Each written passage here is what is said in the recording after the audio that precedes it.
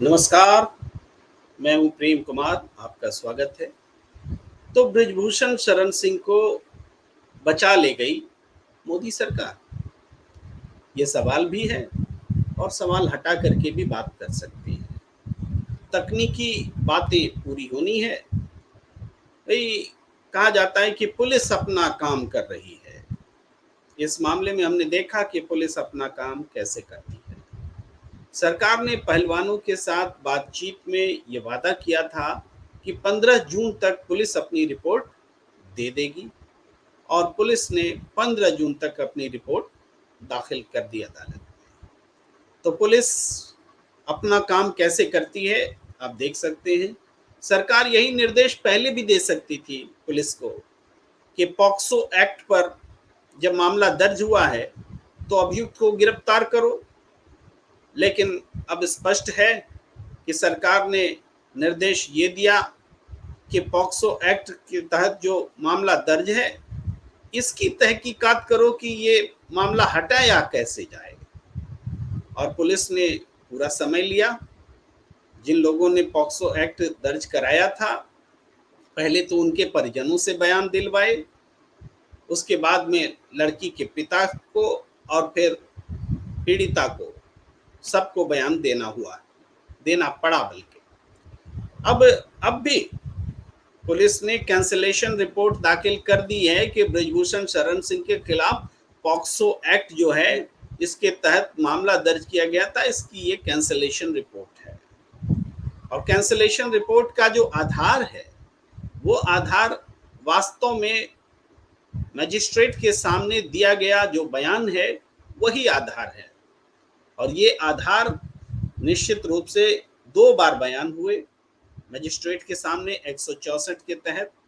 एक बयान में लड़की ने कहा कि हमारे साथ हम नाबालिग हैं और हमारे साथ ये सब कुछ हुआ, और दूसरे बयान में ये कहा गया कि हमने दुर्भावनावश ऐसा बयान दिया। मजिस्ट्रेट के सामने दोनों बयान हैं, दोनों पीड़िता के ही बयान हैं। अब अदालत पर यह निर्भर करता है कि दोनों में से किस बयान को अदालत चुनेगी, क्योंकि मजिस्ट्रेट के सामने दिया गया बयान कोई छोटा मोटा बयान नहीं होता है। पहले वाला बयान और बाद वाला बयान, पहले वाला बयान दबाव में दिया गया है ऐसा पीड़िता और उसके पिताजी कह रहे हैं, या कि बाद वाला बयान दबाव में दिलवाया गया है, इस बात को सूंघने का काम अदालत को करना है।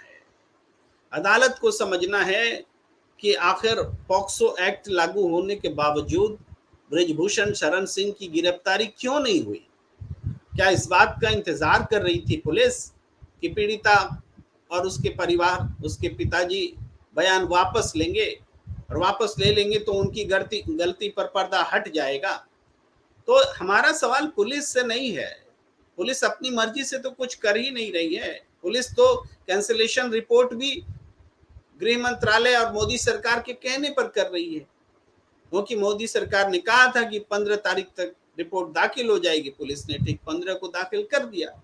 अगर यही मोदी सरकार पहले कही होती कि भाई जो आरोपी है उसके हिसाब से आरोप संगीन है और संगीन आरोप को देखते हुए पुलिस आम नागरिक के साथ जैसा व्यवहार करती है वैसा व्यवहार पुलिस को करना चाहिए, अगर ये बात कही गई होती तो पुलिस की क्या मजाल कि वो गिरफ्तारी में देरी करती। लेकिन हम देखते हैं सिर्फ पॉक्सो एक्ट का मामला नहीं है जी। ब्रिजभूषण शरण सिंह के खिलाफ 7 पहलवानों ने 10 मामले दर्ज कराए हैं। इंटरनेशनल रेफरी ने बयान दिया है कि उसने जो कुछ भी देखा गलत वो बताया है, और हिंदुस्तान से भी कोच के बयान हैं, उन्होंने भी देखा कि कैसे ये ब्रिजभूषण शरण सिंह उस लड़की के पीछे पड़ा हुआ था और कैसे लड़की पीछे से भाग करके आगे चली गई, और सारी कुछ बयान है, बयान और भी है, लेकिन पब्लिक डोमेन में सारी बातें नहीं आई। इसके बावजूद जो कानून के जानकार हैं कह रहे हैं कि जब 376 जैसा आरोप लग जाता है, यौन उत्पीड़न का आरोप लग जाता है, तो आम आदमी भी पुलिस की गिरफ्त से बचता नहीं है, उसको जेल जाना पड़ता है। लेकिन बृजभूषण शरण सिंह आम आदमी नहीं है। इस देश में समरथ को नहीं दोष गोसाई, ये तुलसीदास जी बहुत पहले कह गए थे, आज अक्षरशः लागू हो रहा है। अगर आप नरेंद्र मोदी सरकार के करीबी हैं, सरकार के सांसद हैं, मंत्री हैं, नेता हैं प्रभावशाली, तो आपके ऊपर पुलिस हाथ नहीं डाल सकती। लेकिन आप देखिए तमिलनाडु में वो मंत्री सेंथिल, उनको घर से रातों रात उठा ले गई ईडी, और किस आधार पर कि उन्होंने पीड़ित के साथ में समझौता कर लिया था, आरोपी के साथ में समझौता कर लिया था। तो वो समझौता ही इस बात का प्रमाण है कि कुछ लेन देन में हुई और कुछ गड़बड़ हुआ। अरे गड़बड़ हुआ तो कोर्ट में जाइए। 2015-16 के मामले को लेकर 2023 में आप रात में गिरफ्तार कर रहे हैं, इसलिए कि वो विपक्ष की सरकार का मंत्री है, इसलिए कि राजनीतिक दुर्भावना निकालना है। और आपकी अपनी सरकार का जो सांसद है, जो रेसलर्स फेडरेशन ऑफ इंडिया का अध्यक्ष था, अपनी अध्यक्षता के दौरान जबकि अभिभावक होता है, अपनी बेटी समान पहलवानों के साथ में जैसे यौन उत्पीड़न, यौन दुर्व्यवहार किए, ये बातें बताती हैं कि किस तरीके से बेटियां असुरक्षित हैं इस देश में, कैसे कानून और सरकार सक्षम लोगों का साथ देती है, कैसे जो सारी स्थितियां हैं पीड़ित के खिलाफ होती है, पीड़ित को अकेले संघर्ष करना नहीं पड़ रहा है। दूसरा पहलू देखिए ना, कितना संघर्ष है महिला पहलवानों को। एक तो दुर्व्यवहार झेलना पड़ा, दूसरा इस दुर्व्यवहार के बाद सब कुछ बर्दाश्त करना पड़ा कि करियर खत्म हो जाता। बहुत सारे लोग बोलते हैं ये मामला तब जब हुआ उसी समय इन्होंने आवाज क्यों नहीं उठाई। अगर उस समय, जब आज इन पहलवानों के पास इंटरनेशनल मेडल्स हैं, तब इनकी आवाज जब सुनी नहीं जा रही है, तो करियर के उस दौर में जब इनकी पहचान भी नहीं बनी थी, इनकी आवाज क्या आप सुन पाते? हम लोगों तक पहुंच पाती इनकी आवाज? इन्होंने उठाई भी होगी आवाज तो वो सुनी नहीं गई। आज इनकी आवाज सुनी इसलिए गई, सुनी सही मायने में कानूनी रूप से तो सुनी भी नहीं गई, लेकिन दुनिया के सामने चर्चा का विषय हुआ, अखबारों में, मीडिया में नहीं चाहते हुए भी सुर्खियां बनानी पड़ी, क्योंकि ये अंतरराष्ट्रीय खिलाड़ी बन चुके हैं। देश का नाम इन्होंने दुनिया भर में ऊंचा किया है, इस वजह से इनकी आवाज सुनी गई। एक तो इतने लंबे समय तक मानसिक प्रताड़ना झेलती रही ये खिलाड़ी, अब जब ये न्याय इन्होंने सबसे पहले बात नरेंद्र मोदी जी को बतलाई, उसके बाद फिर खेल मंत्री को बतलाई, और उसके बाद फिर नीचे तक बात आई, पुलिस तक आई और दूसरे जगहों पर होता इसका उल्टा है। आमतौर पर लोग नीचे बताते हैं, वहां सुनवाई नहीं होती तो ऊपर जाते हैं, वहां सुनवाई नहीं होती तो और ऊपर जाते हैं, लेकिन यहां तो सबसे ऊपर चले गए। महिला खिलाड़ियों ने नरेंद्र मोदी जी को आप बीती सुनाई कि बृजभूषण शरण सिंह ने उनके साथ क्या किया, लेकिन नरेंद्र मोदी जी का प्रधानमंत्री पद की जिम्मेदारी के बावजूद अपनी बेटियों की सुरक्षा का ख्याल नहीं आया। उनको तो इमीडिएट एक्शन लेना था, कराना था, तुरंत पुलिस के पास भेजना था। आपको इसी वक्त हम याद दिलाते हैं, वो मुझे याद है कि भारत जोड़ो यात्रा कर रहे थे राहुल गांधी, तो उस समय कुछ महिलाओं ने उनसे कुछ बात कही होगी कि उनके साथ में यौन उत्पीड़न किया जाता है, किसी ने किया, तो उस वाक्य को राहुल गांधी ने भारत जोड़ो आंदोलन के दौरान प्रेस कॉन्फ्रेंस में बोल दिया। बस फिर क्या था, दिल्ली पुलिस राहुल गांधी के घर पहुंच गई, और मुझे याद है टेलीविजन चैनल्स में एंकर मुझसे सवाल कर रहे थे कि बताइए प्रेम कुमार जी, आपको अगर सबसे पहले जानकारी होगी कि किसी महिला के साथ यौन उत्पीड़न हुआ है तो आपका क्या कर्तव्य है? और मैं परिस्थिति बताने की कोशिश भी कर रहा, मुझे बोलने नहीं दिया जाता है। क्यों नहीं, आप बताइए क्या करते? आप सबसे पहले पुलिस को बताते कि नहीं बताते? राहुल गांधी ने पुलिस को क्यों नहीं बताया? तो पुलिस उनके घर मामले की तहकीकात करने क्यों नहीं जाएगी? पीड़िता को न्याय दिलाने की कोशिश पुलिस कर रही है, राहुल गांधी के घर पुलिस जा रही है, तो आपको दिक्कत क्या है? इस तरह के सवाल पूछे जा रहे थे। आज कहां है एंकर्स? क्यों नहीं पूछते कि प्रधानमंत्री नरेंद्र मोदी जी, आपको जब पता लगा कि यौन उत्पीड़न हो रहा था महिला खिलाड़ियों का और बृजभूषण शरण सिंह आपका सांसद ये काम कर रहा था, तो आपने सूचना मिलते ही सबसे पहले पुलिस को क्यों नहीं बुलाया? पुलिस के पास पुलिस को निर्देश क्यों नहीं दिया? गृह मंत्रालय से काम क्यों नहीं कराया? आपने ऐसा नहीं किया। नरेंद्र मोदी जी ने प्राथमिक काम भी नहीं किया। लेकिन ये बात जिस तरह से मैं पूछ रहा हूं, इस देश में कितने लोगों की हिम्मत है कि वो सवाल पूछे? कि मीडिया में ताकत है क्या? वो राहुल गांधी से पूछ सकता है, नरेंद्र मोदी से पूछने की हिम्मत नहीं है। लेकिन ये मामला दूध और पानी की तरह साफ हुआ है। अरे आप बचा ले जाओगे बृजभूषण शरण सिंह से, तो क्या पब्लिक परसेप्शन आपके लिए बदल जाएगा? जनता समझ चुकी है कि आप गलत लोगों के साथ खड़े हो। जो लोग आपके इर्द गिर्द हैं वो बृजभूषण शरण सिंह जैसे लोग हैं, जो महिलाओं का, अपनी बेटी समान खिलाड़ियों का, अंतरराष्ट्रीय खिलाड़ियों का यौन शोषण करते हैं।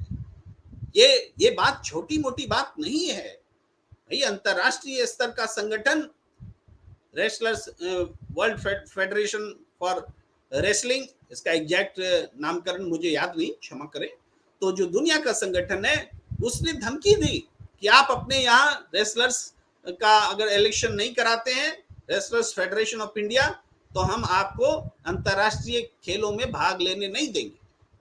उसने इस बात की चिंता जताई, रोष व्यक्त किया कि मैं अंतरराष्ट्रीय खिलाड़ियों के साथ में दिल्ली पुलिस ने खराब व्यवहार किया, घसीट करके ले गई, बूट के तले रौंदा गया।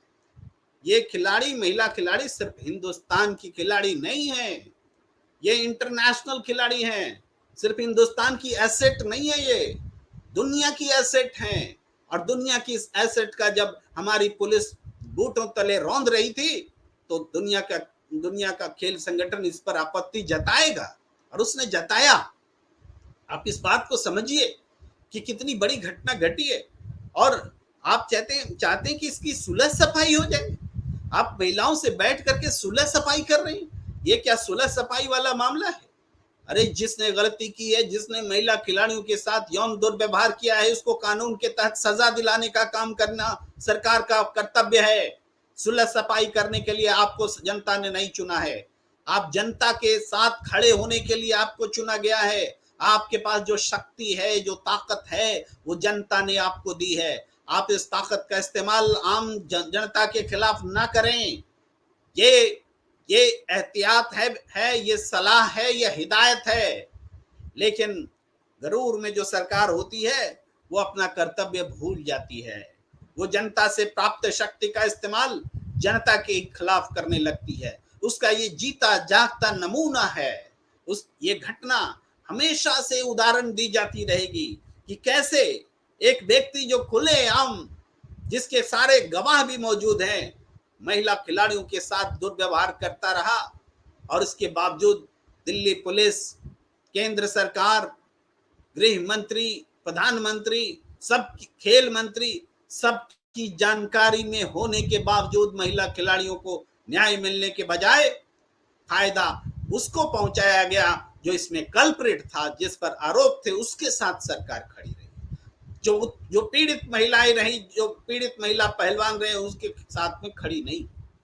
और मीडिया ने क्या नहीं किया इन पहलवानों को बदनाम करने के लिए। हर दिन आंदोलन टूट गया, बयान बदल गए। ये तो साक्षी मलिक जैसी, विनस फोगाट जैसी बहादुर महिला पहलवानों का जिक्र करना होगा कि तमाम विपरीत परिस्थितियों के बावजूद उन्होंने समय समय पर आकर के इस बात सच्चाई को सामने रखा कि वो बृजभूषण शरण सिंह के घर इसलिए नहीं गए थे कि वहां कोई समझौता करना था। पुलिस उनको वहां ले गई थी कि वो देखना था कि वहां घटना हुई कैसे, ये पुलिस लेकर गई थी। लेकिन मीडिया ने क्या चलाया कि ये महिला पहलवान बृजभूषण शरण सिंह के घर गई है। ऐसा संदेश दिया जैसे कोई समझौता हो गया हो, ऐसा संदेश दिया जैसे ये सारे आरोप गलत हों। ये आरोप की जो वापसी हो रही है, जो कैंसिलेशन रिपोर्ट दाखिल की जा रही है, इससे क्या बृजभूषण शरण सिंह के दाग धुल जाएंगे? वो दूध के धुले हुए हो जाएंगे? बेशरम बृजभूषण शरण सिंह, जिसके खिलाफ इतने गवाह मौजूद हैं, ये मुकदमा चलेगा, साबित होगा। लेकिन गवाह जब मौजूद है, जिसने देखा है वो मौजूद है, हमें तो अपनी महिला पहलवानों की बातों पर यकीन है अदालत कब फैसला करेगी, पुलिस का एक्शन क्या होगा और क्या होगा कि नहीं होगा, इन बातों से हमारा परसेप्शन बनता बिगड़ता नहीं है। हम जानते हैं कि हमारी महिला पहलवान अगर जो बात बोल रही है तो वो करियर को दांव पर लगाकर बोल रही है, अपनी अस्मिता की रक्षा के लिए बोल रही है, महिला सम्मान के लिए बोल रही है, खिलाड़ियों के हक के लिए बोल रही है, खेल के हक के लिए बोल रही है कि आने वाले दिनों में खेल में आने वाली बेटियां और उनके माँ बाप ऐसे ब्रजभूषण शरण सिंह के रहते हुए खेल में वो नहीं आ पाएंगी। अगर ये न्याय की लड़ाई वो हार जाती हैं, महिला पहलवानों को ये न्याय की लड़ाई जीतना पड़ेगा। और ये जीत सिर्फ उनके लिए नहीं है, ये जीत आने वाली पीढ़ियों के लिए है। ये एक खेल की भी बात नहीं है, सारे देश में खेल के माहौल को भी बताता है और राजनीतिज्ञों का जो खेलों में हस्तक्षेप है उस हस्तक्षेप को भी बताता है। आपने का खेल देखते समय वो अमित शाह के बेटे जय शाह का वो इशारा, गंदा इशारा आपने नहीं देखा था क्या? जब मानसिकता में इतनी बुराई भरी हुई है, जब मानसिकता ही इतनी गंदी है राजनीतिज्ञों की, वो खेल का भला क्या करेंगे? चाहे ब्रिजभूषण शरण सिंह हो चाहे जय शाह हो, इनकी मानसिकता बताती है कि कितनी बुरी है। गंदे इशारे करते हैं, ये स्क्रीन पर पूरी दुनिया देखती है और ये लोग महिला पहलवानों के आरोपों को धुतकारेंगे, उसको गलत ठहराएंगे। परसेप्शन की लड़ाई नरेंद्र मोदी की सरकार हार चुकी है। जनता जान रही है कि गलत के साथ मोदी सरकार खड़ी है और जो न्याय मांग रहे हैं, इंसाफ मांग रहे हैं, उनका गला घोटा जा रहा है, उनको दबाया जा रहा है, उनको कुचला जा रहा है। और ये हालात जो है, ये हालात एक दिन में बदलेंगे नहीं, ये मैं मानता हूं, लेकिन सच को सच बोलने का साहस जो है वो रखना पड़ेगा। और जो भ्रम फैलाया जाता है झूठ के सहारे, उस झूठ को भी समझने के लिए सामने आना होगा। राजनीति अपनी तरफ है, राजनीति शुचिता के लिए होती है, महिलाओं के सम्मान के लिए होती है, समाज में सुशासन कानून व्यवस्था इन सबको बनाए रखने के लिए होती है, इंसानियत के लिए होती है। अगर इंसानियत से ही राजनीति दूर हो गई तो हम ऐसी राजनीति का हिस्सा नहीं बनना चाहते हैं। देखिए हमारे पास कुछ सवाल भी आ रहे हैं। एक सवाल आ रहा है कि मुझे आपसे एक सवाल पूछना है कि हमारी महिला पहलवान बहनों को इंसाफ मिलेगा या नहीं। बहुत बढ़िया सवाल है। इंसाफ मिलना, हम जब बोलते हैं तो इसका मतलब होता है कि कानून की तरफ से एक जजमेंट आना, जिससे जो आरोपी है, वो जो मुजरिम है, उसको सजा मिल सके। लेकिन हमारे यहाँ न्याय व्यवस्था बहुत लचर है, ये भी सच है। न्याय व्यवस्था को जो पुलिस आधार बना करके देना चाहिए, वो आधार बनाने में बेईमानी है, ये भी सच है। तो इस स्थिति में न्याय मिलना, कोई दावा नहीं कर सकता कि न्याय मिलेगा, लेकिन न्याय के लिए खड़ा होना, न्याय के लिए संघर्ष करना और जनता को अपनी लड़ाई से जोड़ना, सरकार को बाध्य करना कि सही तरीके से जांच हो, यही न्याय की लड़ाई है, यही न्याय का रास्ता है। न्याय मिलेगा या नहीं मिलेगा, इस आधार पर हम न्याय की लड़ाई छोड़ नहीं सकते। हो सकता है कि न्याय ना मिले, क्योंकि अदालत की आंखें बंद होती हैं, वो सबूतों के आधार पर फैसला करती है। अदालत फैसला करती है, इंसाफ नहीं करती है, इस बात को भी आपको समझना होगा। हम इंसाफ तब होगा जब सारी व्यवस्था, पुलिस सही रिपोर्ट देगी, पुलिस सही जांच करेगी, तथ्य सामने आएंगे, कोई बाहरी दुष्प्रभाव या हस्तक्षेप केस में नहीं होगा।